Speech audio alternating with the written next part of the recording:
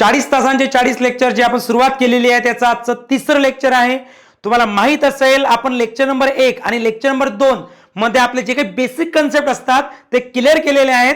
आजचं जे लेक्चर तिसरं आहे हे लेक्चर आणखी बेटर अंडरस्टँड करून घेण्यासाठी पहिले 2 लेक्चर बघणे कंपल्सरी आहे. जर अगोदरचे 2 लेक्चर तुम्ही प्रॉपर बघितले नसतील किंवा व्यवस्थित त्याच्यावर स्टडी केली नसेल तर आजचं लेक्चर समजण्यासाठी तुम्हाला थोडंसं कठीण जाऊ शकते. बट मी एकच रिक्वेस्ट करेल, कुठेही लेक्चरवरती जंप करू नका.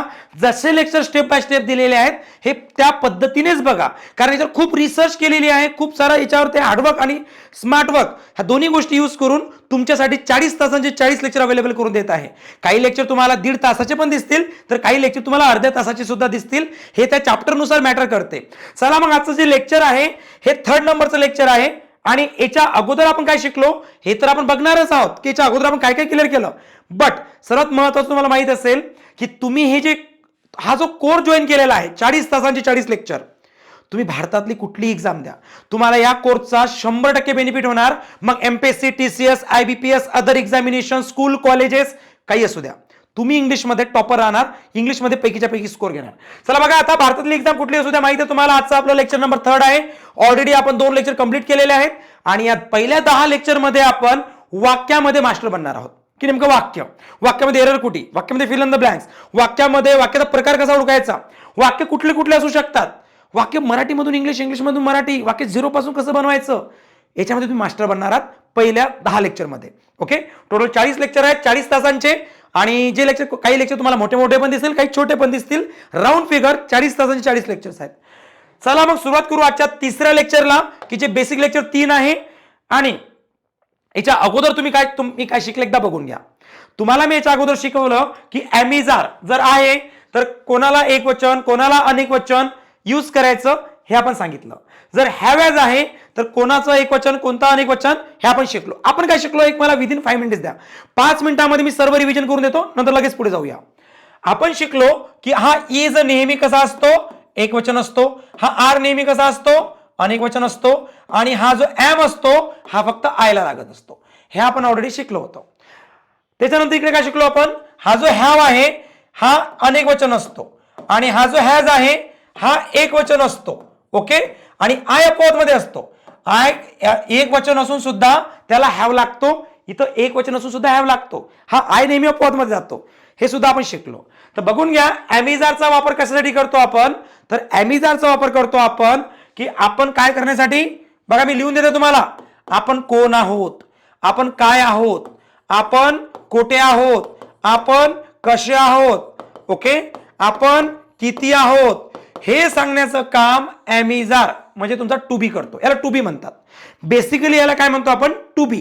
आणि या टू बीचं काम काय असते, हे सांगणे, कोण आहे, काय आहे, कोठे आहे, कसे आहे, किती आहे, हे सांगण्याचं काम एमिजार.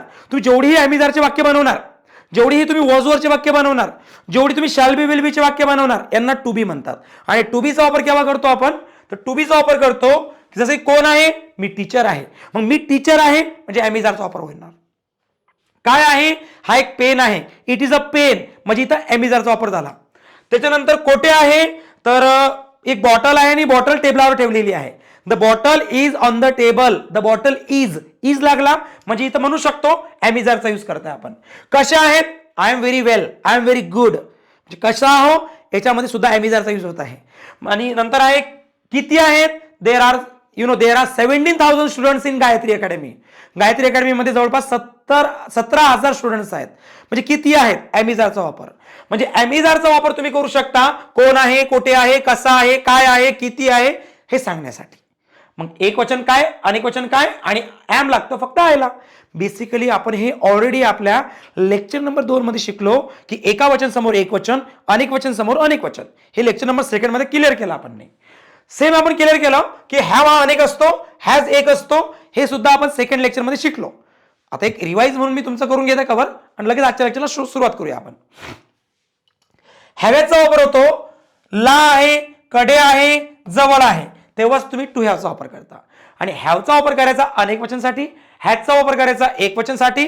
आणि सर्वात महत्वाचं म्हणजे याच्यामध्ये तुम्हाला आय हा अपवाद मध्ये जातो. म्हणजे आय एकटा असून सुद्धा एक वचन हॅज लागत नाही, तर त्याला हॅवच लागतो कारण तो अपवाद मध्ये जातो. हे आपण शिकलो. तर बेसिकली हे जे वाक्य बनवून दिलेले आहेत मी याच्यावर प्रॅक्टिस करा. जसं की I am a boy, we are students, you are very good, you are, याचे वाक्य बनवा तुम्ही समोरचे, जेणेकरून तुमच्या लक्षात येणार की एम इज आर आणि हॅव हॅज मध्ये काय डिफरन्स आहे. क्लिअर झालं इथपर्यंत? बेसिकली शिकलेले आहेत. तुम्हाला होमवर्क असा येतो की याचे सेंटेन्सेस तुम्ही बनवा. याच्या समोर आणखी काय काय लिहू शकता ते बनवा. I have a car, okay, we have knowledge, you have parents. तुमच्याकडे काय आहे, तुमच्या जवळ काय आहे, तुमच्याकडे काय आहे, हे कडे जवळ ला बोलण्याचं काम हॅव हॅज करतो आणि कोण आहे, किती आहे, कसे आहे सांगण्याचं काम एम इज आर करतो. बेसिकली क्लिअर आहे? पुढे चला. हे ऑलरेडी एक वचन अनेक वचन लेक्चर नंबर 2 मध्ये शिकलो आपण. आणखी लेक्चर नंबर 2 मध्ये शिकलो आपण की हा जो वॉज असतो हा नेहमी एक वचन असतो आणि हा जो वर असतो हा नेहमी अनेक वचन असतो. काही विद्यार्थी म्हणतील सर हे एक वचन अनेक वचन मला कन्फ्युजन होत आहे. मी एकच सांगेल त्या विद्यार्थ्याला की तुम्ही ते 2nd नंबरचं लेक्चर बघितलं नाही. मग मी सर्व लिहून दिलं तुम्हाला की एक वचनसाठी एक वचन, अनेक वचनसाठी अनेक वचन, एक्सेप्शन दोन्ही लागू शकतात. हे सर्व आपण लेक्चर नंबर 2 मध्ये क्लिअर केलं, शिकलो. म्हणजे विद्यार्थी म्हणतात नाही ना सर मला इथं प्रॉब्लेम येतो, समजून जायचं त्यांनी लेक्चर नंबर 2 प्रॉपर नाही केलं. हे तिथं आपण क्लिअर केलेलं आहे. ओके, बघू शकता तुम्ही. आय एकटा आहे, वॉज, हे सर्व अनेक आहेत म्हणून वर, आणि सर्व एकटे आहेत म्हणून वॉज, आणि पेन्स अनेक आहेत म्हणून वर. म्हणजे समजलं सर आम्हाला की एक वचनसाठी काय लावायचं, अनेक वचनसाठी काय लावायचं, हे समजलं. पुढे हॅड शिकलो आपण. हॅड सर्वांनाच लागतो, मॅटर करत नाही. मॅटर नाही करत की ते अनेक वचन आहे, मॅटर नाही करत की ते एक वचन आहे, आणि मॅटर नाही करत की तो अपवाद आहे. काही असू द्या, हॅडच लागतो. हे सुद्धा आपण पहिल्या लेक्चरमध्ये शिकलो. ओके, पुढे बघा. आणखी मला म्हणायचं आहे आपण आणखी काय शिकलो, शाल विल कुठे लागतो हे सुद्धा शिकलो आपण की शाल विल कुठे लावायचा. आता तुम्ही ऍज नुसार सेंटेन्सेस मेक करू शकता, बनवू शकता. काय म्हणू शकतो आपण म्हणू शकतो की आय आणि वी दोघांना म्हणजे फर्स्ट पर्सन, फक्त फर्स्ट पर्सनला शाल लागतो, बाकी सर्वांना विल लागतो. म्हणजे मॅटर नाही करत मग एक वचन आहे की अनेक वचन आहे. इथं एक वचन अनेक वचन नसते, हे सुद्धा आपण शिकलो. आणि इथं सुद्धा बघून घ्या, आय आणि विलच फक्त शाल लागतो, बाकी सर्वांना विल लागतो. ऑलरेडी हे सर्वच्या सर्व तुम्ही लेक्चर नंबर 2 मध्ये क्लिअर केलेलं आहे. जस्ट मी सांगितलं की लेक्चर नंबर 2 मध्ये तुम्ही काय शिकलं.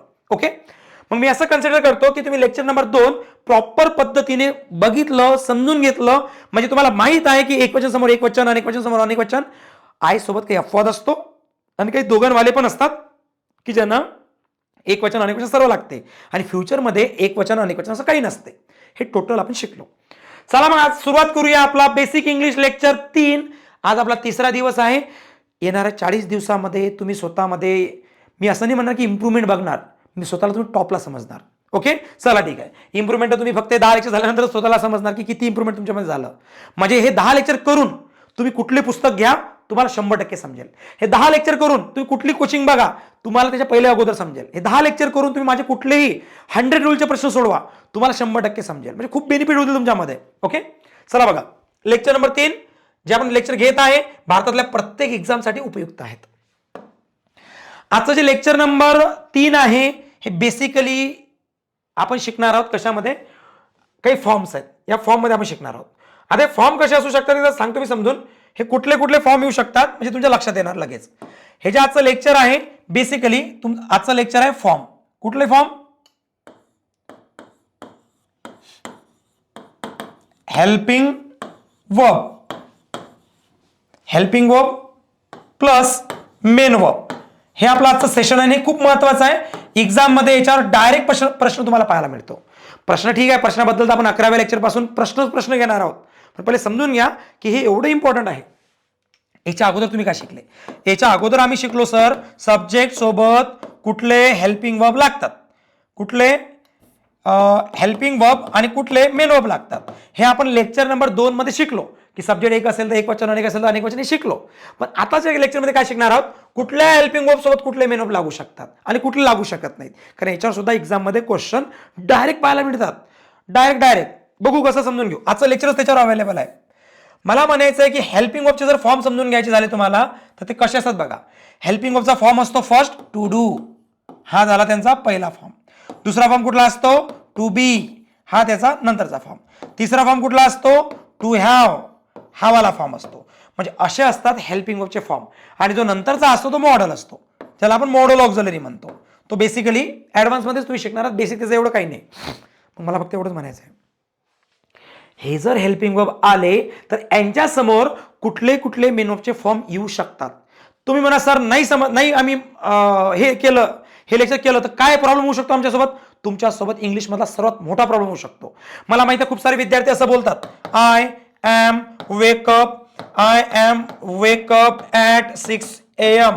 वाक्य चुकीचं आहे, सेंटेन्स चुकीचं आहे. द रिझन इज की हा जो एम आहे या एम ला टू बी म्हणतात, हे तुम्हाला माहित नसेल.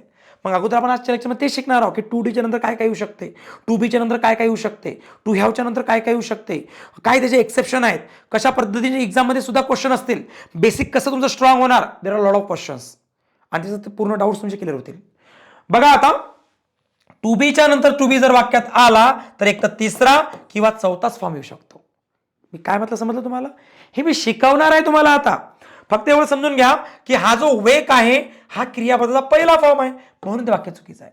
आपण म्हणतो ना आय एम टेक नसते, आय एम टेकिंग म्हणा, ING लावा, म्हणजे चौथा फॉर्म लावा किंवा तिसरा फॉर्म लिहा, तिसरा किंवा चौथा. तुम्ही जर वेगळा घेतला तर सर चुकलं तुमचं वाक्य.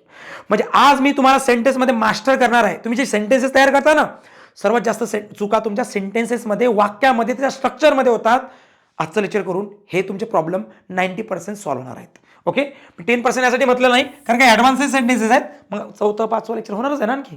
चला मुद्द्यावर येऊया आपण, अगोदर समजून घेऊया कशा पद्धतीने फंक्शन करतात.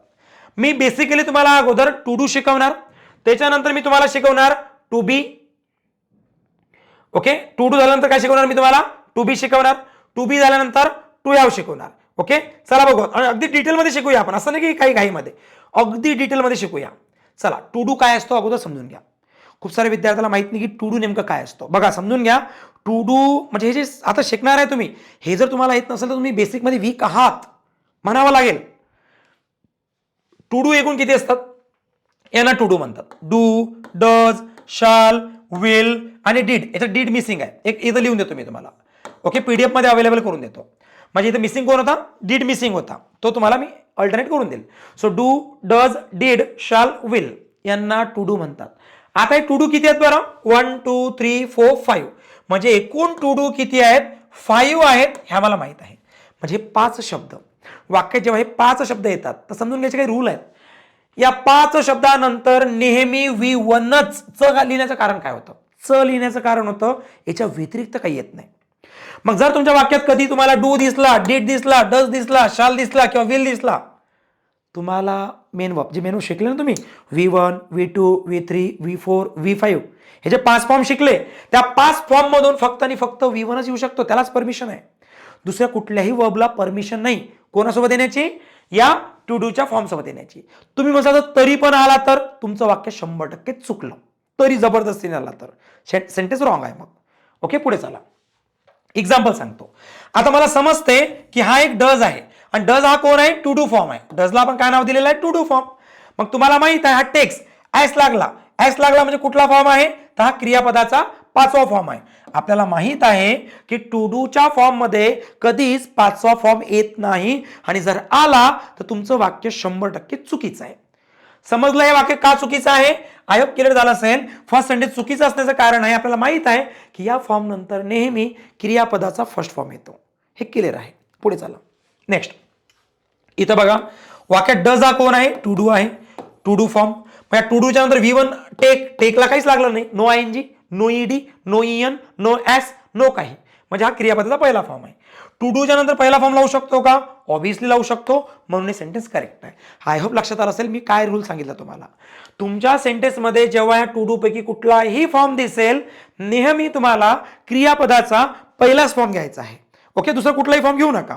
जर तुम्ही घेतला तर 100% तुमचं वाक्य चुकीचं आहे असा याचा अर्थ होतो. मी सांगतो तुमचे जे झिरोवाले विद्यार्थी आहेत ना, त्यांनी फक्त स्वतःला एक कमेंटमेंट करा की नवीन वर्षानिमित्तानं मी काय करतो, एक रिझोल्युशन घेतो आणि इंग्लिशला मी माझ्या मुठ्ठीमध्ये बंद करतो. कारण इंग्लिश एक असा विषय आहे की जो काम पडलं ना तुमचे पूर्ण मार्क गमावतो आणि जर तुम्हाला व्यवस्थित समजलं ना तर पैकीच्या पैकी स्कोर करून देतो. म्हणून मी तुम्हाला सांगत आहे की मी जे 40 तास तुमच्याकडून करून घेत आहे, या 10 लेक्चरला अगोदर व्यवस्थित बघा. हे 10 लेक्चर 2-2 वेळा बघा. हे 10 लेक्चर मध्ये सर्व महत्वाचं आहे. 10 लेक्चर जर थोडासा बारीक जरी इश्यू असला, तुम्हाला इश्यू 10 लेक्चर मध्येच येणार आहे, नंतर नाही येणार इश्यू. ऍडव्हान्स मध्ये इश्यू नाही येत, इश्यू बेसिक मध्ये असतो.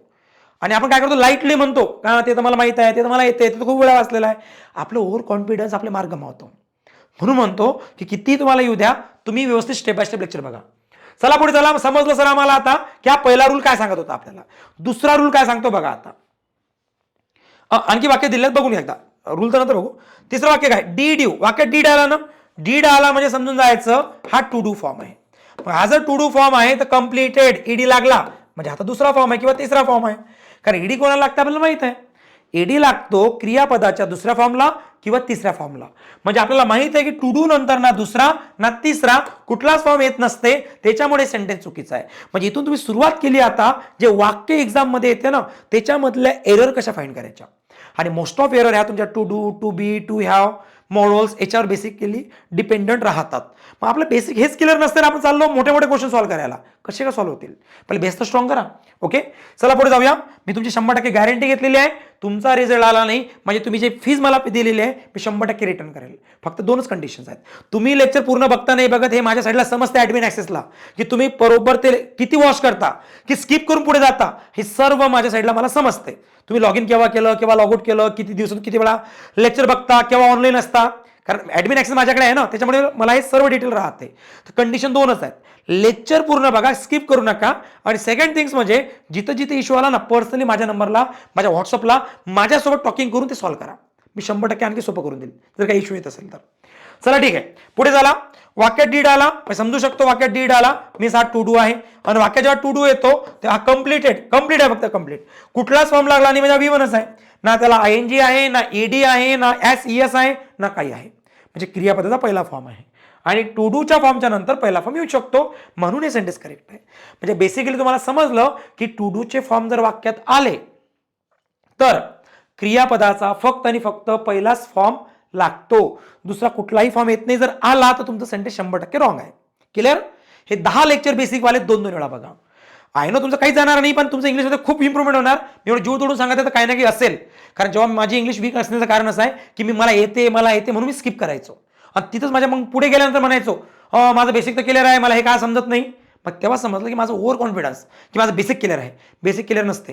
ज्या व्यक्तीचं बेसिक 100% क्लिअर असते तो 100% ॲडव्हान्स शिकू शकतो. हा रूल तुम्हाला माहित नसेल. हे माझ्यावर झालेलं आहे ऑलरेडी, तर तुम्ही असं करू नका. चला जाऊया पुढे. बघा आता मला काय म्हणायचं आहे. आणखी एक समजलं सर आम्हाला की टू डूच्या फॉर्मच्या नंतर क्रियापदाचा फक्त फर्स्ट फॉर्म येतो. आणखी काय रूल आहे त्याच्यामध्ये. आणखी रूल असे आहेत की हे जे टू डू फॉर्म आहेत ना डू, डज, डीड या टू डू फॉर्मचा वापर फक्त निगेटिव्ह आणि इंटरोगेटिव्ह सेंटेन्स मध्येच च आला म्हणजे समजून जायचं. याच्या व्यतिरिक्त आणखी कुठे केला जात नाही. म्हणजे समजून घ्या की टू डूचे 5 फॉर्म असतात. डू, डज, डीड, शाल, विल हे 5 टू डू असतात. पण या 5 टू डू मधून 3 टू डू असे आहेत की ज्यांचा यूज तुम्ही कुठेही नाही करू शकत. त्यांच्यासाठी सुद्धा त्यांच्या काही कंडिशन्स आहेत. पहिल्या 5च्या तर समजलं आम्हाला की क्रियापदाला पहिला फॉर्म पाहिजे. चला ठीक आहे आम्हाला तेवढं समजलं सर की पहिले जे 5 टू डू आहेत त्याच्यानंतर क्रियापदाचा फर्स्ट फॉर्मच आम्हाला हवा. बट 3 टू डू असे आहेत. 3 टू डू कुठले कुठले. डू, डज, डीड हे 3 टू डू असे आहेत. तुम्ही म्हणसाल सर शाल, विल. नो त्यांना रूल नाही लागणार. त्यांना बाजूला केला आपण शाल आणि विलला. मग वाक्यात जेव्हा डू, डज, डीड येतो म्हणजे या टू डू फॉर्मचा वापर फक्त आणि फक्त तुम्ही कशामध्ये करू शकता माहिती आहे का. निगेटिव्ह वाक्यामध्ये आणि प्रश्नार्थक वाक्यामध्ये. इंटेरोगेटिव्हचा अर्थ काय होतो. इंटेरोगेटिव्ह मीन्स प्रश्नार्थक. म्हणजे जर तुम्हाला या डू, डज, डीडचा वापर करायचा असेल तर वाक्य एक तर प्रश्नार्थक असेल, एक तर निगेटिव्ह असेल, एक तर तो टू डूच नसेल, तो वेगळा डू असेल. मग म्हणतो आपण what can I do for you किंवा व्हॉट बघा तुम्ही ऐकलं असेल व्हॉट डू यू डू. आपण खूप वेळा म्हणतो व्हॉट डू यू डू. तुम्हाला माहित आहे हा मी या डू बद्दल नाही बोलत आहे, मी या डू बद्दल बोलत आहे. तुम्ही म्हणा सर हे तर दोन्ही सारखे आहेत. आयडेंटिफाय कसं करायचं. म्हणून म्हणतो पहिले 10 लेक्चर बेसिकचे एवढे स्ट्रॉंगली करून घ्या की दुसरा आणि तिसरा फॉर्म सारखा असतो पण आयडेंटिफाय कसा करायचा. इकडे हा डू आणि तो डू सारखा आहे मग आयडेंटिफाय कसं करायचं. खूप तुम्ही जसं पुढे जाणार ना तुम्हाला मी सांगतोय 10 लेक्चर एवढे पॉवरफुल आहेत. तुम्ही म्हणा सर ओके तुम्ही स्वतः मला तो मेसेज करणार आहात मला माहित आहे पण मी ते आता बोलणार नाही आहे. फक्त एवढं सांगणार की 10 लेक्चर तुम्ही 2-2 वेळा बघा. इम्प्रूव्हमेंट बघा किती होते. चला एवढं समजलं मला की जर डू, डज, डीडचा वापर करायचा असेल तर वाक्य निगेटिव्ह पाहिजे. ॲज यू कॅन सी वाक्यात डीड आला तसा डीड तुम्ही वापरू शकले नसते. पॉझिटिव्ह वाक्यामध्ये डीडचा वापर केला जात नाही. आणि इथं बघू शकता तुम्ही काय होतं, हे सेंटेन्स निगेटिव्ह होतं, हे सेंटेन्स काय होतं, प्रश्नार्थक होतं. As you can see sentence काय आहे, इंटेरोगेटिव्ह आहे. याला काय म्हणणार आपण, इंटेरोगेटिव्ह म्हणजे प्रश्नार्थक. एक तर वाक्य प्रश्नार्थक पाहिजे तर तुम्ही काय करू शकता, डू डज डीड घेऊ शकता. एक तर सेंटेन्स काय पाहिजे, निगेटिव्ह पाहिजे तरच तुम्ही डू डज डीड वापरू शकता. पॉझिटिव्ह वाक्यामध्ये, साध्या वाक्यामध्ये त्याचा वापर केला जात नाही. जर केला असेल तर वाक्य चुकीचं असते. समजलं? आय होप तुम्हाला बेसिक्स समजत आहे, लक्षात येत आहे. पुढे चला आता इथून आपला मेन एक्झॅक्ट पॅटर्न पण चालू होतो. वाक्यामधल्या चुका. आजचं लेक्चर बेसिकली कशाला माहिती आहे का, सेंटेन्स मधल्या एरर. इथून तुमचं सेंटेन्सचं स्ट्रक्चर प्रॉपर काय असते, कसं तुम्ही बनवू शकता, या बेसवरती आजचं लेक्चर आहे. चला बघा, आता एक समजून घ्या. जसं तुम्हाला माहिती आहे सर्व एक वचन असतात, हे ऑलरेडी आपण शिकलेलं आहे लेक्चर नंबर 2 मध्ये. लेक्चर नंबर 2 मध्ये तुम्ही शिकलेले आहात, विसरले असाल तर मी एकदा परत सांगतो. काय शिकलो होतो माहिती आहे का लेक्चर मध्ये, नंबर 1 मध्ये आपण 2 मध्ये सॉरी, की एक वचन सब्जेक्ट, एक वचन सब्जेक्ट असेल तर त्यांना काय लागतो माहिती आहे का, वॉज लागतो, इज लागतो, डज लागतो, हॅज लागतो आणि आणखी V5 सुद्धा लागतो. विसरले नाही, आठवलं की V5 सुद्धा लागतो. मग तेच सांगायचं तुम्हाला की हे सर्व एक वचन असतात म्हणून यांना V5 लागतो. एक बेसिकली मी त्याचे वाक्य बनवून सांगणार आहे तुम्हाला आता हे कसा लागतो, कारण आज आपण आणखी डिटेलमध्ये जाणार आहे लेक्चरमध्ये याच्या. मग समजलं सर मला, हे तर ऑलरेडी लेक्चर नंबर 2 मध्ये झालं होतं, पण आता त्याला आणखी डिटेलमध्ये शिकणार आहोत, कारण आपण थोडं करून पुढे जाणार आहोत. कोणालाही इश्यू नाही आला पाहिजे. जो झिरो आला त्याने म्हटलं पाहिजे येस सर मला तर 100% समजलं. जर झिरोवाल्याला 100% समजू शकते तर बाकीच्यांना प्रत्येकाला समजू शकते, पण तरी नाही समजत का, कारण ते स्किप करतात. हुशार विद्यार्थी. हे सर्व अनेक वचन असते. अनेक आपल्याला माहित आहे, जर एक वचन असेल तर त्याला आपण V5 लावतो आणि अनेक वचन असेल तर त्याला आपण V1 लावतो. एक्झाम्पल सांगतो. V5 काय असतो माहिती आहे का, likes, goes, loves, comes, okay, speaks. हे सर्व जे असतात ते क्रियापदाचे 5वे फॉर्म असतात, कारण यांना एस लागलेला आहे. काय लागलेला आहे, एस लागला म्हणजे तो क्रियापदाचा 5वा फॉर्म असतो आणि आपण यांना एक वचनच म्हणतो. हे सुद्धा काय असते, एक वचन असते. तुम्हाला माहित आहे क्रियापदाला जेव्हा एस लागतो तेव्हा एक वचन असते, पण नामाला जेव्हा एस लागतो तेव्हा अनेक वचन असते. सांगितलं ना, अ पेन, पेन्स हे उलट आहे, प्ले, प्लेस हे उलट आहे. हे आपण लेक्चर नंबर 2 मध्ये ऑलरेडी शिकलो. म्हणजे आपलं क्रियापद हे एक वचन आहे आणि हे वाला क्रियापद झालं अनेक वचन आहे असं म्हणू शकतो आपण. हे कसं बघा, समजून घेऊ आता विद्यार्थी. कारण मला डायरेक्टली मला या सेम लँग्वेज मध्ये विद्यार्थ्यांचे कॉल्स असायचे की सर ते कसं, आणि कॉल करणारे कोण, डिपार्टमेंटल PSI, पोलीसवाले विद्यार्थी, आर्मी आपले रिटायर्डवाले विद्यार्थी. सर ते कसं तुम्ही काही सांगता की इथं आम्ही शिकतो की ॲस लागला म्हणजे काही पण सांगता तुम्ही, असे मला कॉल असायचे, मेसेज असायचे. आता मला एकच सांगायचं तुम्हाला की अ पेन आणि पेन्स, बघा हे तुम्हाला माहित आहे, नाम आहे, नामाला जेव्हा एस लागतो अनेक वचन होते, पण जेव्हा एस काढतो एक वचन होते. नामाचं उलट आहे. हे क्रियापद आहेत, क्रियापदाला जेव्हा एस लागतो ना तेव्हा ते एक वचन होते, आणि जेव्हा एस काढतो तेव्हा अनेक वचन होते. इथं इश्यू होतो. ओके, सो मला अजून त्यांचे कमेंट आठवतात म्हणून मला एकच म्हणायचं की समजून घ्या, कारण या जर्नीमध्ये हे जे 17,000 विद्यार्थी पेड आहेत आणि दिवसेंदिवस म्हणजे 50 विद्यार्थी, 100 विद्यार्थी नवीन जुळत आहे आपल्यासोबत, नवीन डेली. मला एकच सांगायचं तुम्हाला की तुमचे एवढे डाऊट्स येत होते, एवढे प्रॉब्लेम्स येत होते या 17,000 विद्यार्थ्यांचे, तर मला समजलं की मला आणखी कुठे काम केलं पाहिजे, कुठला टॉपिक ऑलरेडी शिकून दिला पाहिजे तुम्हाला की जिथं तुम्हाला इश्यू येऊ शकतात. म्हणून तुमचे प्रॉब्लेम मला माझ्यासोबत शेअर करत चला, कारण ऑलरेडी मी हे जे लेक्चर घेत आहे ना हे तुमचे प्रॉब्लेम घेऊनच बनवलेले आहेत मी, आणि वरतून एक्झामचे क्वेश्चन कसे असतात म्हणून तुम्हाला कुठे इश्यू येणार नाही. चला ठीक आहे, बघा आता वी, यू, दे, कॅट्स सर्व अनेक वचन आहे म्हणून यांना V1 लागतो. V1 काय असतो, V1 असतो लाईक, V1 असतो गो, V1 असतो लव, V1 असतो काय घेतलेला म्हणजे कम, आणि V1 असतो स्पीक. म्हणजे एक समजून घ्या मला काय म्हणायचं होतं, मला असं म्हणायचं होतं की इथं जर बोलायचं he likes, he goes, he loves, he comes, he speaks असं लागणार आहेत, असे वाक्य करेक्ट असतील. तुम्ही जर म्हणसाल की ही लाईक मी, शी लाईक मी, चुकीचं वाक्य आहे, कारण शी आणि ही एक वचन आहेत, एक वचनाच्या समोर V5 लागतो. छोट्या गोष्टी आहेत, आपल्या वाक्याच्या समजून घ्यायच्या आहेत की एक वचन आहेत ना त्यांना क्रियापद जे लागणार आहे ते V1 किंवा V5 दोन ऑप्शन आले समोर की एक तर V1च लावा, एक तर V5च लावा, दोघांपैकी एक लावा. तर तुम्ही समजून घ्या की एक वचनसाठी V5 आणि एक वचनसाठी V1.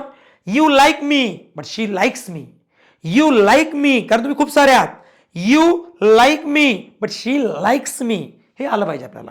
Okay, so we like, we go, we love, we come, we speak, हे असं असणार. वाक्य बघू शकता की इट मूव्स, इथं काय यूज केला आपण V5, कारण इट कसा होता, एक वचन होता आणि एक वचनाला V5 लागतो, कारण V5 एक वचन असतो. दे कसे असतात, दे तर अनेक असतात, अनेक वचनाला काय लावतो आपण, V1 लावतो, की ज्याला कुठलाही प्रत्यय लागत नाही. परत बघा, शी कशी आहे, शी तर एक वचन आहे, एक वचनाला आपण काय यूज करतो, V5, कारण हेच लागलेलं आहे, बरोबर आहे. शी लाईक्स हिम. आणि दे कसं आहे, दे तर अनेक वचन आहे आणि अनेक वचनाला काय लावतो आपण, V1. हे मला कन्सेप्ट तुमचे क्लिअर करून द्यायचे होते. आय होप या लेक्चरमध्ये इथपर्यंत तुम्हाला हे समजलं, V1 आणि V5. ओके, आणि टू डूचा वापर मी तुम्हाला टू डूचा वापर सांगितला आणि V1 V5 सुद्धा सांगितला. आता टू डूचा शेवटचा कन्सेप्ट, एवढं जर तुम्ही समजून घेतलं तर तुम्ही टू डू मध्ये मास्टर की केली म्हणू शकतो. टू डू वरचा कुठलाच प्रश्न तुमचा चुकणार नाही असं मी कॉन्फिडेंटली सांगू शकतो. चला सर्वांनी एकदा वाचून घ्या, म्हणजे जेणेकरून आपण पुढे जाऊ शकतो. निघून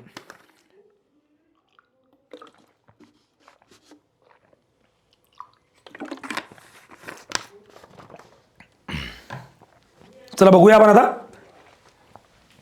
ओके सर, आता आम्हाला टू डूचं काय काय समजलं, एकदा मी ओव्हरलुक सांगतो की आपण आतापर्यंत काय काय शिकलो. आपण शिकलो टू डू 5 असतात, डू, डज, डीड, शाल, विल. आणि 5 पैकी कुठलाही टू डू जर आपल्या वाक्यात येत असेल तर समोर क्रियापदाचा पहिला फॉर्म पाहिजे. झालं क्लिअर, हे आपण पहिले शिकलो. सेकंड थिंग शिकलो आपण की या 5 टू डू मधून 3 टू डू असे आहेत, डू, डज, डीड, हे 3 टू डू असे आहेत की साध्या वाक्यामध्ये यांचा वापर केला जात नाही. कधी साध्या वाक्यामध्ये टू डूचा वापर केला जात नाही. हे बाहेर केव्हा येतात माहिती आहे का, जेव्हा सेंटेन्स निगेटिव्ह असते किंवा जेव्हा तुमचा प्रश्नार्थक वाक्य असते. एक तर निगेटिव्ह असेल, एक तर प्रश्नार्थक असेल तरच हे तिघं बाहेर येऊ शकतात. हां, शाल विल कुठे वापरू शकता, पॉझिटिव्ह, निगेटिव्ह, प्रश्नार्थक सगळीकडे. बट डू, डज, डीड हे 3 टू डू असे आहेत की ते बाहेर तेव्हाच येतात जेव्हा सेंटेन्स निगेटिव्ह असते किंवा प्रश्नार्थक असते. झालं क्लिअर. आता एवढं बघितलं होतं. नंतर बघितलं होतं तो V1 कुठे लागतो, V5 कुठे लागतो. क्लिअर झालं. हे आजचं लेक्चर नंबर 3 चालू आहे तुमचं. आता बघा, हा कन्सेप्ट खूप महत्वाचा आहे. याच्यावर एक्झाममध्ये एवढे क्वेश्चन येतात, TCS IBPS तर भरभराट क्वेश्चन करते याच्यावरती, आणि याच्यावर सर्वात जास्त क्वेश्चन येतात, सर्वात जास्त चुका होतात. बघा कसं, काय म्हणायचं मला हे म्हणायचं आहे की V1 आला म्हणजे डू येतो आणि डू आला म्हणजे परत V1 येतो. तुम्हाला म्हणजे सर सांगतो, V5 आला म्हणजे डज येतो आणि डज आला म्हणजे परत V1 येतो. V5 येत नाही. आता विद्यार्थी तर घाई करतात, चुका करतात. त्यांना असं वाटतं की V1 होता म्हणजे डू, डू होता म्हणजे V1, मग V5 असेल तर डज आणि डज असेल तर V5. तसं नाही. आयोगाला माहित आहे. बघा, आयोगाला माहित आहे की तुमची चुकी कुठे होणार आणि आयोग त्याच्यावरच क्वेश्चन विचारतो. Doesn't matter whether it is easy sentence or hard sentence, doesn't matter. But आयोगाला वाटतं की तुमच्या चुका इथं होऊ शकतात म्हणून आयोग याच्यावर प्रश्न विचारतो तुम्हाला.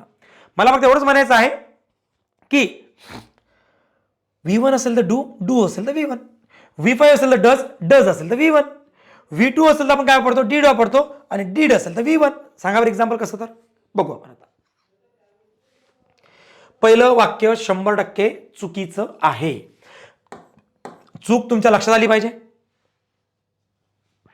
का चुकीचं आहे हे तुम्हाला समजलं पाहिजे. हे सेंटेन्स चुकीचं असण्याचं कारण आहे की आपल्याला माहित आहे की मोहन एक वचन आहे.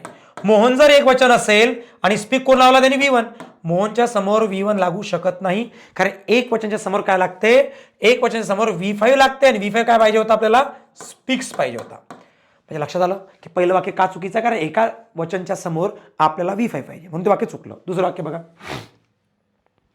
Mohan does not speak Marathi. आता एक आणखी समजून घ्या, इथं आणखी इश्यू काय आहे तो इश्यू मी क्लिअर करून देतो तुम्हाला. इश्यू असा आहे की या सर्वांना काय लागणार, मग डज लागणार, DOES, एक वचनला डज, आणि या सर्वांना काय लागणार, मग त्यात आय पण आला, आयला सुद्धा यांना डू लागतो. आलं लक्षात. आणि डीड सर्वांनाच लागतो, डीड सर्वांनाच लागतो, मॅटर नाही करत काय आहे, या सर्वांना डीड लागतो. Okay clear. मग समजलं. काही विद्यार्थी म्हणत असतात तो डीड कुठे वापरायचा, डू कुठे वापरायचा, डज कुठे वापरायचा, हे सुद्धा सांगून द्या. बाकी आतापर्यंत क्लिअर केलं आपण, पण एवढं समजून घ्या की सेंटेन्स मध्ये काय असते, डीड हा एक वचन पण आहे, अनेक वचन पण आहे, मॅटर नाही करत, आणि एक्सेप्शनला पण डीड लागतो. पण डू डजचं तसं नाही आहे. डज हा लागतो एका वचनसाठी आणि डू लागतो अनेक वचनसाठी. आलं लक्षात. अनेक वचन असेल तर डू, एक वचन असेल तर डज, संपलं. एवढं. आता चला समजलं इथपर्यंत, म्हणजे आपण याच्यावर ते चर्चा करू शकतो. समजलं आपल्याला आता की मोहन स्पीक ते समजलं, मोहन डज. आता मोहन कसा होता, मोहन तर एक वचन होता, मोहन एक वचन होता, आता एका वचनाच्या समोर काय लागते, तर ऑब्विसली डज लागते. बरोबर आहे. मग इथपर्यंत बरोबर आहे. मग तुम्ही म्हणा सर जसं इथं मोहनच्या समोर तुम्ही स्पीक्स लावला, मग इथं पण मोहनच्या समोर स्पीक लावा ना. नाही. बघा, सब्जेक्ट वर्ब ॲग्रीमेंट वाक्यात एका वेळेस एकदाच करायचं, दोन वेळांनी करायचं. म्हणजे इथं मोहनला डज लागतो काय लागतो हे बघायचं, मोहनला स्पीक लागतो का हे नाही बघायचं, हा डजला स्पीक लागतो का हे बघायचं. म्हणजे या वाक्यात डायरेक्ट मोहनच्या नंतर स्पीक होता म्हणून याच्यावर फोकस होता, पण आता मोहनच्या नंतर कोण आहे, डज आहे. तर ऑब्विसली मोहन जर एक वचन आहे तर ऑब्विसली डजच लागेल. आणि ज्या वाक्यामध्ये काय येतो, डज येतो, तर डजच्या नंतर तुम्हाला V1च घ्यावा लागतो. कारण आपण शिकलो ना, जेव्हा सेंटेन्समध्ये डू, डज, डीड, शाल, विल येतो, क्रियापदाचा पहिला फॉर्म येतो. मग बघा, वाक्यात डज आला म्हणून क्रियापदाचा पहिला फॉर्म आहे, सो सेंटेन्स करेक्ट आहे. Mohan does not speak Marathi. Mohan does not speak Marathi, वाक्य करेक्ट आहे. पुढे चला. शी एट माय लंच. ओके, हा V2 आहे आणि V2 सर्वांनाच लागतो, माहिती आहे आम्हाला की V2 तर सर्वांनाच लागतो. शी तर एक वचन आहे, मग एका वचनाला V2 लागतो का, ऑब्विसली लागतो. V2 सर्वांना लागतो. एक वचन, अनेक वचन, एक्सेप्शन सर्वांना लागतो V2. ओके, सो बरोबर आहे वाक्य. शी एट माय डिनर किंवा शी एट माय लंच, हे वाक्य बरोबर आहे. हे बघा, आता शी कशी आहे, शी तर एक वचन आहे. डीड कसा आहे, डीड दोघांना लागतो. एक वचन, अनेक वचन, मी सांगितलं तुम्हाला ऑलरेडी, मी ऑलरेडी इथं लिहून दिलं बघा. हा डीड जो आहे ना, हा एक वचन, अनेक वचन सर्वांना लागतो डीड. केलं इथपर्यंत? चला, क्लिअर झालं मग आमचं सर, की हा जो डीड आहे सर्वांना, म्हणजे एक वचन सुद्धा डीड लागतो, अनेक वचन सुद्धा डीड लागतो. पण ही गोष्ट क्लिअर झाली आता आमची, जेव्हा सेंटेन्समध्ये डू, डज, डीड, शाल आणि विल, शाल आणि विल यापैकी काही जर येत असेल तर क्रियापदाचा फक्त आणि फक्त पहिला फॉर्म घ्यायचा. जसं तुम्ही इथं घेतला, डज आला होता म्हणून पहिला फॉर्म, डीड आला म्हणून इथे सुद्धा कुठला फॉर्म पाहिजे होता, पहिला फॉर्म पाहिजे होता. बट एट हा दुसरा फॉर्म आहे. ईट, एट, इटन, इटिंग, इट्स. म्हणून म्हणतो तुम्ही लेक्चर स्टेप बाय स्टेप करा. आणि मी तुम्हाला एक PDF दिलेली आहे मेन वर्ब फॉर्मची. ती पूर्ण मेन वर्ब फॉर्मची जी PDF आहे ना, ती प्रॉपर वाचून घ्या आणि प्रॉपर ते फॉर्म समजून घ्या. ओके, जास्त अभ्यास करण्याची गरज नाही तुम्हाला. आता त्याचा पहिला फॉर्म कसा होईल, ईट होईल. म्हणजे इथं ईट पाहिजे होता, कारण डीड वाक्याचा आला ना, तर मी तुम्हाला ते शिकवलं. V2 असला तर डीड घ्यायचा, पण डीड असला तर V1च घ्यायचा, V2 नाही घ्यायचा. बघा, वाक्यात डीड आहे ना, तर आपण V2 घेतला का नाही, V1 घेतला तर ते वाक्य करेक्ट असेल. परत बघा, you go with your friends. आता यू कोण आहे, अनेक वचन. यू तर नेहमी अनेक वचनच असतो, आपल्याला माहित आहे. अनेक वचन समोर कोण लागत असते, V1, म्हणजे वाक्य बरोबर आहे. You go with your friends म्हणजे अनेक वचन समोर आपण नेहमी काय लावतो, V1च लावतो. ओके, म्हणजे सेंटेन्स करेक्ट आहे. चला पुढे चला. You do not. आता यूला सुद्धा डू नॉट, कारण यू अनेक वचन आहे आणि हा डू हा सुद्धा अनेक वचन आहे. बरोबर आहे इथपर्यंत. अनेक वचन समोर अनेक वचन. यू डू नॉट गो, आणि डू आल्यामुळे इथं कुठला फॉर्म लावला त्यांनी, पहिला फॉर्म लावला, ते पण बरोबर आहे. हे सुद्धा वाक्य बरोबर आहे. You do not go with me, correct. म्हणजे बेसिकली मी तुम्हाला टू डूचं जे काही कन्सेप्ट असतात हे डिटेलमध्ये शिकवले. आणि ज्या विद्यार्थ्याला इश्यूज वाटतात त्यांनी हे लेक्चर इथं टू डूचा फॉर्म परत बघा एवढं. कारण जर टू डूमध्ये काही इश्यूज आहेत म्हणजे तुम्हाला ॲडव्हान्समध्ये 100% इश्यू येतील. पहिले यांना समजून घ्या. काय असते माहिती आहे का, 80% ॲडव्हान्स असते, 20% बेसिक असते. पण 20% जर बेसिक समजलं नाही तर 80% याला प्रॉब्लेम होतो. त्या 80%ला सोडून द्या, हे 20% बेस्ट करा, 80% ऑटोमॅटिकली बेस्ट होतात. चला, आता आपण टू डू क्लिअर केले की टू डू कसा येतो, काय येतो, काय कंडिशन्स आहेत, कसा यूज करायचा, केव्हा यूज करायचा, केव्हा नाही यूज करायचा, कुठले फॉर्म घ्यायचे, सर्व क्लिअर केलं. तसं आपण करूया क्लिअर आता या टू बीला. आता टू बीच्या नंतर काय करू शकते, पहिली गोष्ट टू बी समजून घ्या. काही विद्यार्थ्याला म्हणायचं की सर आम्हाला टू बी म्हणजे समजत नाही, there are lot of student. एकदा बघून घ्या सर्वांनी, म्हणजे टू बीचा अर्थ तुमच्या लक्षात येणार आहे की नेमकं टू बी काय काय असू शकतो हे तुमच्या लक्षात येणार. सर्व विद्यार्थ्यांनी एकदा बघा की नेमका एक्झॅक्ट टू बी काय काय असू शकतो. ओके, चला जाऊया पुढे. मग आय होप इथपर्यंत क्लिअर झालं सर्वांना. टू बी समोर आहेत, लक्षात आलेलं आहे. चला पुढे जाऊया.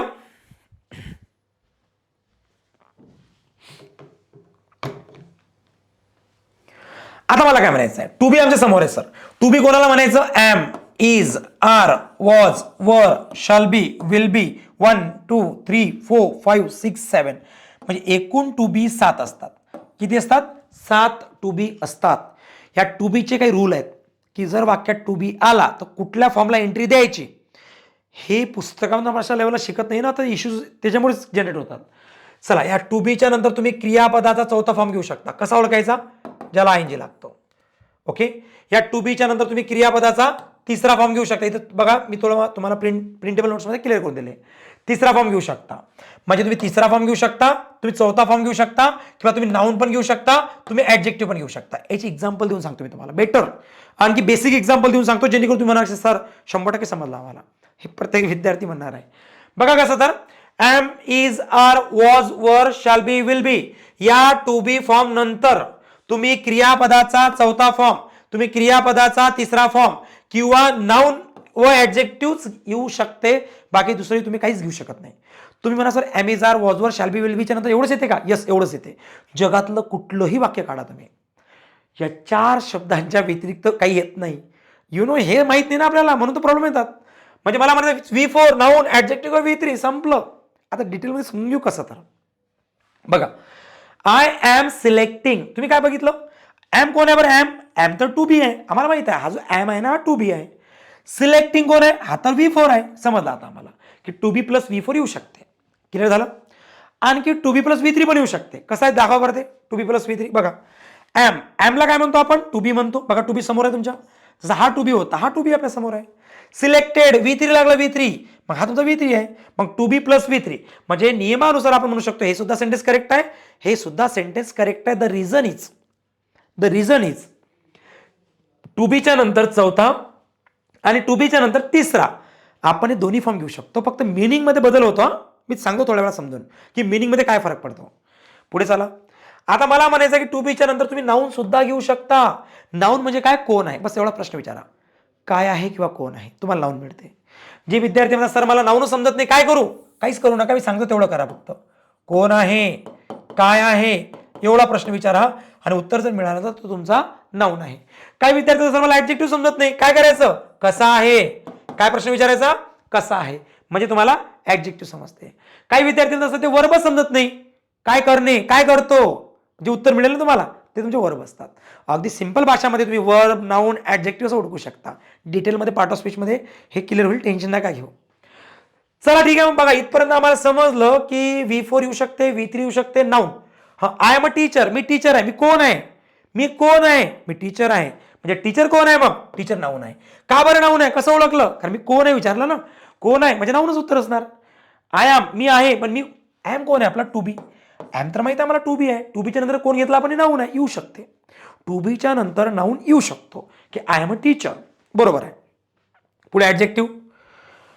आय एम, मी आहे पण मी कसा आहे? आता ऍडजेक्टिव्ह पण येऊ शकते. मी आहे पण मी कसा आहे? मी स्मार्ट आहे. म्हणजे याच्यामध्ये हा जो एम आहे हा टू बी आहे आणि स्मार्ट जो आहे तो ऍडजेक्टिव्ह आहे आणि टू बीच्या नंतर ऍडजेक्टिव्ह सुद्धा येऊ शकते. बस हे 4 प्रकारचे शब्द येऊ शकतात. बाकी 5व्याला एंट्री नाही आहे. 5व्या शब्दाला एंट्री नाही टू बीच्या नंतर. यांनाच म्हणतात तुम्ही टू बी. हे सर्व टू बी असतात आणि जेव्हा मी तुम्हाला ऍडव्हान्स शिकवायला जाणार ना ते टू बी असे क्लिक झाले पाहिजे लगेच. हा टू बी वाक्यामध्ये यस इथं असं येऊ शकतं, असं नाही येऊ शकत. मग तेव्हा तुमचे ऍडव्हान्स कन्सेप्ट क्लिअर होतील. मी वारंवार रिक्वेस्ट करतो की हे 10 लेक्चर 2-2 वेळा बघा. ज्यांची 0 इंग्लिश आहे ना त्यांना तर मी सांगतो कंपल्सरी आहे, मॅन्डेटरी आहे 2 वेळा बघण्यासाठी हे लेक्चर. जो म्हणतो सर माझी इंग्लिश खरोखरच वीक आहे, मी काय करू? हे लेक्चर 2-2 वेळा बघा. नोट डाऊन करा, नोट्स काढा. ह्या नोट्स तुम्हाला मिळतील पण तुम्ही स्वतःच्या नोट्स काढा. कारण जेव्हा स्वतःच्या नोट्स काढतो ना आपण तेव्हा काय होते आपल्या या माइंडमधून सबकॉन्शियस माइंडमध्ये पण जाते, कारण तेवढी रिव्हिजन होते तुमची तेवढ्या वेळा. चला ठीक आहे पुढे जाऊया. आता जसं तुम्ही टू डू बघितला, जसं तुम्ही टू बी बघितला, तसं तुम्ही टू हॅव पण बघून घ्या. टू हॅव कसा असतो बरं? टू हॅव म्हणजे आपल्या समोर आहे बघा एकदा. टू हॅव काय काय असू शकतो? Have, has, had, shall have, will have. 1 2 3 4 5.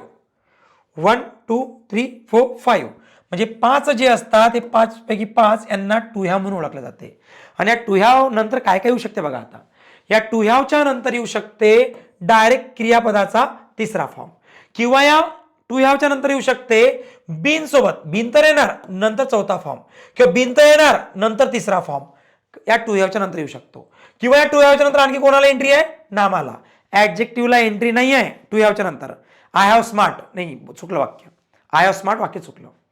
I have smart नाही येणार. हा आय एम स्मार्ट येणार किंवा आय हॅव नाउन येणार पण ऍडजेक्टिव्ह येणार नाही. म्हणजे एक शब्द 2 आणि 3 या तिघांनाच एंट्री आहे. एंट्री तर आहे बट एकदा तुम्ही म्हणणार सर तुम्ही बोलले होते की दोन्ही वाक्य बरोबर आहे टू बी मध्ये की आय एम सिलेक्टिंग. काय असते माहितीये का? टू बीच्या नंतर जेव्हा चौथा फॉर्म येतो ना तेव्हा ऍक्शन अशा पद्धतीने होते, ऍक्शन अशा पद्धतीने होत असते. पण टू बीच्या नंतर जर काय येतो, तिसरा फॉर्म येतो ना, ऍक्शन अशा पद्धतीने होते. हे तुम्हाला माहित नसेल. पहिल्या वाक्याचा अर्थ होतो मी निवडत आहे, म्हणजे कोणाला तरी. I am selecting a smart student among you. मी तुमच्यामधून एक स्मार्ट विद्यार्थी निवडत आहे. आय एम सिलेक्ट करण्याचं काम कोण करत आहे? मी करत आहे. मग तुम्ही म्हणा सर मला कसं समजेल की ॲरो इकडे टाकायचा की ॲरो इकडे टाकायचा? मी तर त्या रस्त्यावर नवीन आहे, मला नाही समजत गाडी कुठे टाकायची, कुठला शॉर्टकट जाणार, हे मी रस्त्यावर नवीन आहे. मी काय म्हणत आहे की जर समोर ING आला तर ॲरो या साईडला जातो, आणि जर टू बीच्या नंतर तिसरा फॉर्म आला ना, ॲरो या साईडलाच येतो. तुम्ही म्हणा सर म्हणजे काय बरं, ॲरो त्या साईडला जाणे, ॲरो या साईडला येणे? म्हणजे याचा अर्थ होतो, वरच्या वाक्याचा अर्थ असा आहे, ॲरो या साईडला का बरं चालला? बिकॉज चौथा फॉर्म आहे. ॲरो या साईडला का बरं येत आहे? कारण तिथं तिसरा फॉर्म आहे. याचा अर्थ होते मी निवडत आहे, आणि याचा अर्थ होते मला निवडला जात आहे. मला निवडतात लोक, मी कोणाला नाही निवडत, मलाच निवडतात. म्हणजे इथं हे वाक्य करेक्ट आहे. याला पॅसिव्हिस्ट म्हणतात, याला ऍक्टिव्हिस्ट म्हणतात. आता मला सांगा, मी काय तुम्हाला ऍक्टिव्हिस्ट पॅसिव्हिस्ट शिकवत आहे का? नाही. बस मला एवढं समजून सांगायचं, डीपमध्ये जाऊ नका, कारण आपण बेसिक शिकत आहे. बस बेसिक आयडिया घ्या की टू बीच्या नंतर काय काय लागू शकते. तेवढं डीपमध्ये नका जाऊ ना की नाही सर तो ऍक्टिव्हिस्टमध्ये मला इश्यू आहे. मी शिकवलाच नाही तर ऑब्व्हियसली इश्यू येणारच तुम्हाला. ते शिकणार आहे ना तुम्ही. मी स्टेप बाय स्टेप शिकवणार आहे.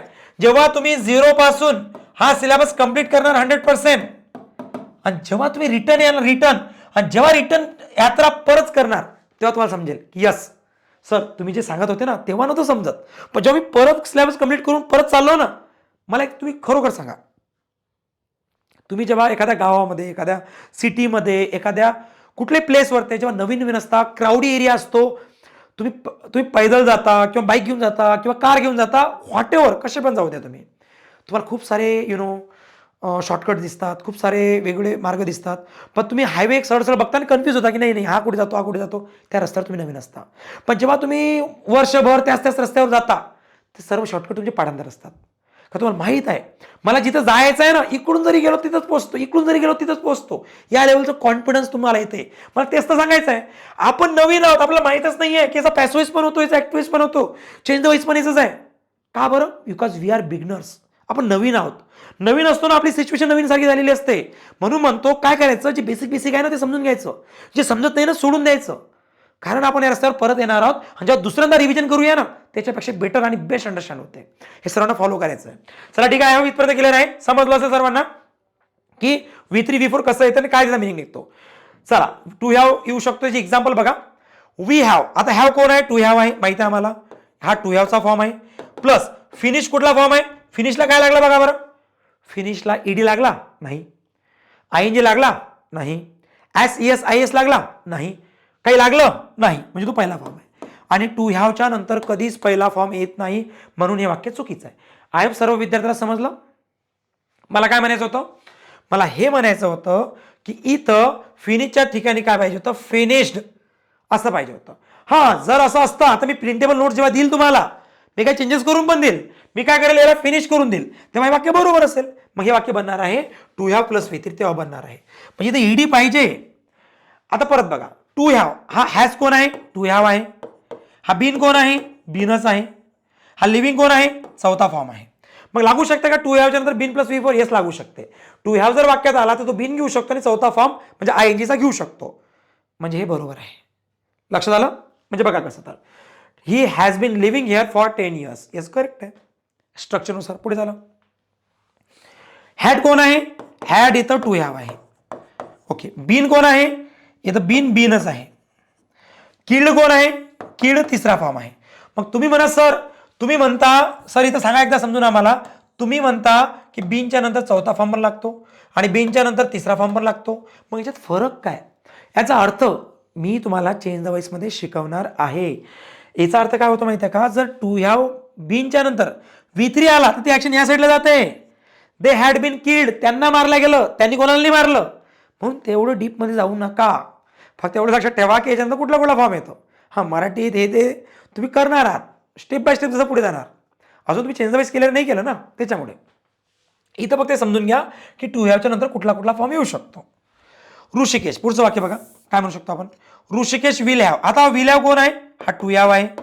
मग टू हॅवच्या नंतर आपण काय करू शकतो? Rishikesh will have money in future. आता ऋषिकेश विल हॅव मनी, मनी कोण आहे? नाऊन. हे ऋषिकेशकडे काय असेल? काय, कोण किंवा काय. नाऊन ओळखायचं असेल ना तर कोण आहे, काय आहे. ऋषिकेशकडे फ्युचरमध्ये काय असेल? पैसा असेल. काय असेल? पैसा असेल. म्हणजे टू हॅवच्या नंतर नाऊन पण लागू शकते. तर मी दाखवलं तुम्हाला की टू हॅवच्या नंतर नाऊन लागू शकते, टू हॅवच्या नंतर बीन V3, टू हॅवच्या नंतर बीन V4 किंवा टू हॅवच्या नंतर डायरेक्ट V3 सुद्धा लागू शकतो. एवढं समजून घ्या. हे जे मी कन्सेप्ट आज सांगितले ना, हे लेक्चर तुम्ही 2-2 वेळा बघा, याच्या नोट्स काढा. सुरुवातीचं बेसिक करायला खूप कठीण जाईल मला माहित आहे. तुम्ही म्हणाल सर एवढं बेसिक करायला प्रॉब्लेम आहे, तुम्ही डायरेक्ट ॲडव्हान्स शिकतो ना मस्त जाऊन. विद्यार्थी हा रस्ता निवडतो, त्याच्यामुळे त्याचा रिझल्ट येत नाही आणि त्याच्यामुळे म्हणतो की तो सर माझा इंग्लिशला स्कोर्स येत नाही. हे लेक्चर तुम्ही 2-2 वेळा बघा. जर तुमची इंग्लिश वीक असेल तर, आणि तुमची इंग्लिश ऑलरेडी स्ट्रॉंग आहे तर एकदा बघूनच तुमचं होऊन जाते मला माहीत आहे. पण ज्या विद्यार्थ्यांचं इंग्लिश 50%च्या बिलो आहे, मी त्यांना रिक्वेस्ट करेल, मी त्यांना मॅन्डेटरी सांगेल, कंपल्सरी सांगेल, लेक्चर 2-2 वेळा बघा, पहिले 10. बाकीचे लेक्चर मग तुम्ही एक वेळा बघा, कशी बघा. पण पहिले 10 लेक्चर कंपल्सरी आहे सर्वांना, की तुम्हाला 2-2 वेळा बघायचंच आहे, तरच याचं तुम्हाला 100% इम्प्रूव्हमेंट पाहायला मिळेल. क्लिअर झालं? चालेल. तरी तुम्हाला वाटते की सर मला थोडासा डाऊट येतो, काय येतो? हा आहे, मला माहिती. मी काय म्हणत आहे, लेक्चर पहिले 2-2 वेळा बघून घ्या, याच्यामध्ये क्लिअर केलेलं आहे. ह्याच्या नोट्स काढा, स्वतः बघा, यस असं होतं का, असं असलं की असं असते का, बसून त्याचा विचार करा. काय असते आपण विचार करा, असं होतं झालं. तुम्ही बघितलं असेल खूप सारे विद्यार्थी काही लेझी असतात, मी सुद्धा होतो. जेव्हा आपण लेझी असतो ना तेव्हा याचा वापर नाही करत. हां ठीक आहे ना, असेल ते मग सरलाच विचारतो ना, मग स्वतः थोडाही विचार करत नाही. असं काही करू नका. तुम्ही 2-2 वेळा लेक्चर बघा, म्हणजे माझ्या लक्षात येईल की तुम्ही बघितलं की नाही बघितलं. तुम्ही जेव्हा कमेंट करताना तरच लक्षात येते माझ्या की तुम्ही किती % बघितलं. लगेच मी स्कॅन करून घेतो. तुम्ही जसा मला प्रश्न विचारता मला लगेच क्लिक होतं की यस तुम्ही इथपर्यंत बघितलं. इथं तुम्ही थोडंसं बघताना काहीतरी प्रॉब्लेम झाला किंवा तुम्ही बघितलंच नाही किंवा बघताना फास्ट बघितलं किंवा व्यवस्थित बघितलं पण लक्ष नव्हतं त्याच्या ठिकाणी, दुसरीकडेच होतं काहीतरी किंवा सगळ्या गोष्टी जाग्यावर होत्या पण तरी समजलं नाही. ह्या सर्व गोष्टी समजतात तुमच्या कमेंट्सवरून. चालेल, मग काही डाऊट असू द्या. हा माझा पर्सनल नंबर आहे, सेव्ह करून घ्या. हा गणेश सर म्हणून सेव्ह करून घ्या आणि हा गायत्री अकॅडमी म्हणून सेव्ह करून घ्या. दोन्ही नंबर तुमच्याकडे असणं महत्त्वाचं आहे, जेणेकरून कुठलाही इंग्लिशमध्ये इश्यू आला तर माझ्यासोबत मांडा, टेक्निकल इश्यू असला तर वरच्या नंबरला मांडा. चालेल, मग थांबूया आपण आता. मी सर्वांना एकच रिक्वेस्ट करेल, लेक्चर स्टेप बाय स्टेप बघा. येणाऱ्या 40 तासामध्ये 40 लेक्चर जे आहे तुम्ही इंग्लिशमध्ये मास्टर बनणार. तुम्हाला इंग्लिशमध्ये जर एक्झाम हॉलमध्ये जर प्रश्न आला त्याचं उत्तर 100% देता येईल. आणि प्रश्न उत्तरे घेणं आपण केव्हा चालू करणार आहोत? एक्झाम लेवलचे 11व्या लेक्चरपासून 100 रूल्स तिथून. ओके चालेल. So all of you bye. Thank you so much everyone. Number note down करून घ्या. काही इश्यूज असेल नसतील तरी सुद्धा, आणि तुमचा नंबर जर अजूनपर्यंत माझ्याकडे सेव्ह नसेल तो सुद्धा नक्कीच तुमचं नाव आणि तुमची सिटी माझ्या पर्सनल नंबरला पाठवून द्या. So all of you bye. Thank you so much everyone. भेटूया नेक्स्ट लेक्चरमध्ये. Till then bye, take care. Thank you so much.